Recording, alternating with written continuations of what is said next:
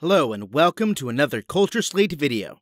My name is Connor, and today we'll be covering the psychology behind the rise of the empire. Those who see the signs of fascism are often using the lesson of history to raise red flags. It is a surprise for many to witness such despicable displays in modern history, and yet people still wonder how it happens. It is a sad combination of things that descends a mighty nation toward a scenario similar to the Republic morphing into a galaxy-spanning empire. That is how fascism takes hold. It is a slow creep relying on being's most primal function, survival. When survival is threatened, any species will do whatever it takes to live. For a sentient and civilized species, like the spacefaring ones in a galaxy far, far away, they have built the necessary safeguards to go about their lives. They have developed technology to such a point that they are free so long as there's a new planet to visit.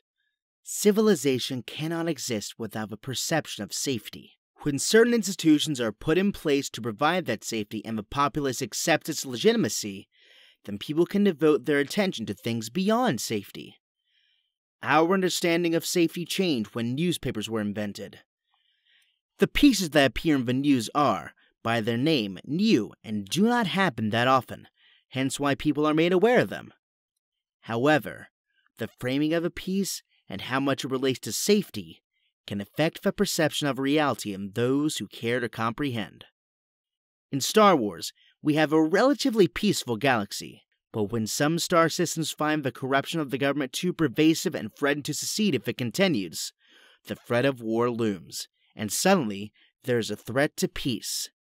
It is a threat that can work as an endless news story all on its own. The average citizen's mind moves from things it can process in a time of peace and devote some processing power towards survival. They look for protections and ways to prevent instability. This often takes a form of leadership, someone who protects and serves. That's not enough, though. Institutions are designed to provide security.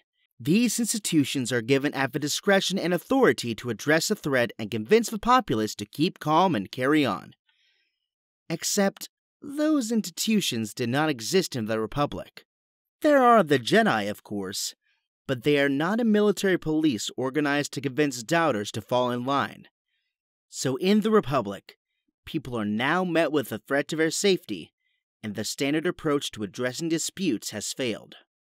Palpatine knows this, having maneuvered the Republic into its secession crisis, and he knows this threat will need an answer.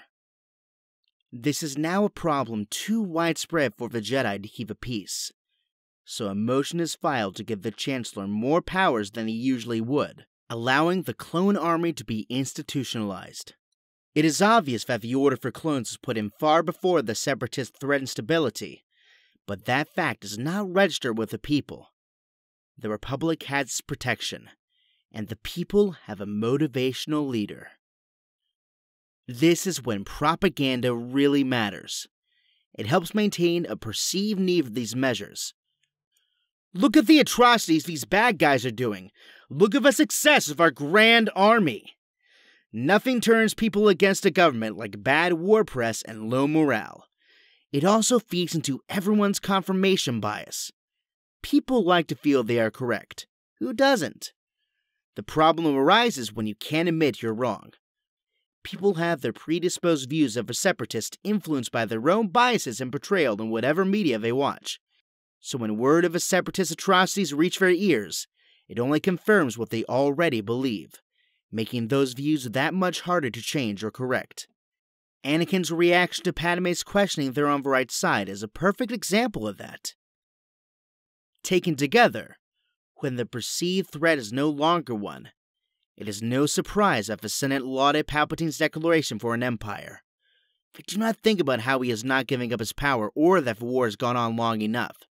They react to what he used to justify more power, the attack on his life and the betrayal of the Jedi. Oh no, another threat? It is textbook fascism. Shift suspicion, anger, and frustration onto someone else. Who better to place blame than an obscure, secretive, seemingly influential group that operates behind the scenes? And how could the governing body of a republic think to ask their leader when he's just been attacked? He needs more time, or else the drastic measures made to maintain unity would have been for nothing. By then, it's too late. The means of keeping that power is already in place, and it has done so with thunderous applause. Any attempt to challenge the authority of the government is portrayed as another threat, and therefore must be disciplined. It's not a new government so much as the new reality. When the long-standing governments lay siege to the very perception of reality, it becomes that much harder for an individual to possess autonomy over their day-to-day lives. As in all things, you don't know what you have until it's gone. I hope you enjoyed today's video, and feel free to leave your thoughts down below. Once again, I'm Connor with Culture Slate, and I'll see you next time.